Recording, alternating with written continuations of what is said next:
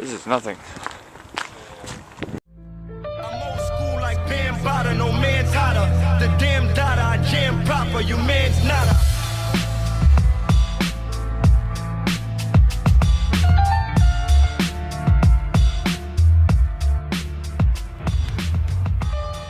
Best time of the day when the shift's over. So after 2 days of sitting down in front of the camera telling the story, thought I'd switch it up a little bit. Try to tell some of it while I'm walking to and from work. So I moved back to my mom's place, and I was a complete mess. I had just come off a 3-year drug binge. I was almost nowhere near reality. I was completely out of it for a while. And then after a couple months, started gaining my weight back. And then I decided to go to school, go to college. I took network administration, passed it with flying colors, topped my class. But once I got out of school, I immediately, the very first thing I did was I went back to Calgary, and I did the exact same thing over again. I got into the partying, I repeated this process about 4 times. Okay, time out. Where the fuck did that come from? So after repeating this process of moving to Calgary, back to Toronto, back to Calgary, back to Toronto, I get there, get a job, things be good for a couple weeks, lose that job, take a couple weeks to find another job, have to get money from my mother, and then lose that job, and be so depressed from losing that second job, I wouldn't be able to find a third, and then have to move back home. I repeated this process a few times, and it got to the point with all the drugs included with all this that, it was time for rehab. I was 24, and I joined a rehab program. The youngest one to ever join it, the youngest one in it, and it wasn't a pleasant process. So this rehab program was ran by a family of 3, mother and father and a 16-year-old daughter. They were vegans.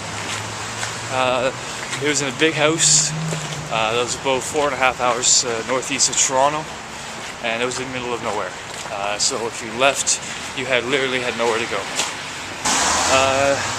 There was about 10 to 12 of us at any given time. We had to prepare our own meals 3 times a day, and then we had 3 sessions, group sessions a day, and then every month or so we would have a retreat where we would work on individual issues. I lasted not that long. I eventually left. I just walked out.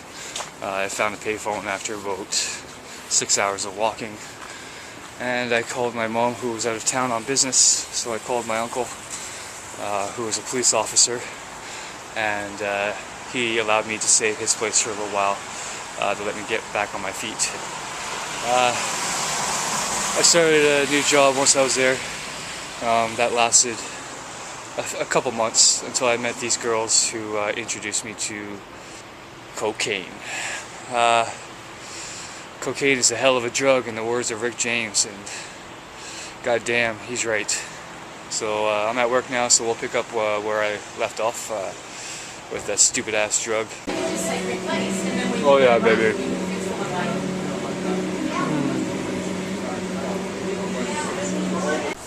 Now that was an easy day at work. So we'll continue on with the story when I get home. Right now I'm going to enjoy this nice walk. Alright, so I'm back home now with the kitty cat. So to continue, I met these girls and they introduced me to cocaine. After a little while, I got my own place, moved out of my uncle's place, and I was in that place for less than a month. The 2 girls would come over frequently, and we would, do the thing and do the drugs. And then one day, they came over and asked me a question. They asked me, have you ever cooked this stuff before? And the stupidest question that has ever come out of my mouth in my entire life came out. I didn't know you could cook it. Fucking facepalm. Anyway, so after introducing me to crack, the rocks, things got a little out of hand. It only took a couple of days for it to take a hold of me. Because I was born into a drug-related family, I had become easily addicted to things. So after about a week of doing it, one night they left, and within 5 minutes of them leaving, my uncle, who I had been staying with before that, had showed up at the door in his uniform, police uniform, and asked to come in. And being so shocked that he was standing there, I said yes. And I had always looked up to this man growing up. He was always a strong figure in my life because of his profession. So when he walked in and saw that I had all the cooking stuff still out, the place reeked of drugs, he just looked at me and basically said, you know, I don't want you around my family or my child. He had a newborn, and he proceeded to leave. That completely shattered me. For the next week after that, I pretty much drew myself into a deeper and deeper depression while doing all the same drugs. But I felt so miserable from exposing my uncle to what I had been doing that it was unreprehensible. Like, I couldn't take that back, and it drove me crazy. I tried to kill myself. I popped a lot of pills and went to sleep. And the only reason I'm still here right now is because I woke up in the morning to me puking green neon crap from it was my stomach acid. I was puking out my stomach acid. I went into shock.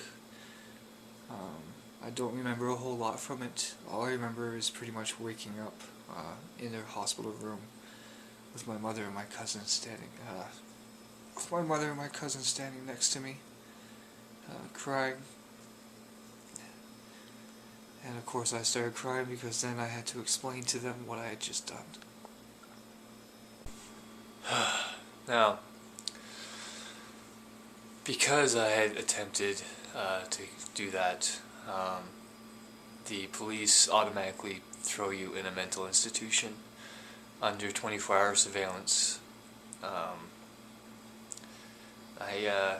Once I was out of the hospital, they immediately put me over there, and I spent close to 2 months in there, under evaluation and all that from my past, my childhood. And that wasn't pleasant, but I learned a lot. It taught me that, you know, no matter how hard I thought things were, there are people in this world a lot more fucked up. Okay, I'm gonna have to end it there because I literally can't go any further for now. I'm sorry if this is all depressing, but, you know, it has to be told. So,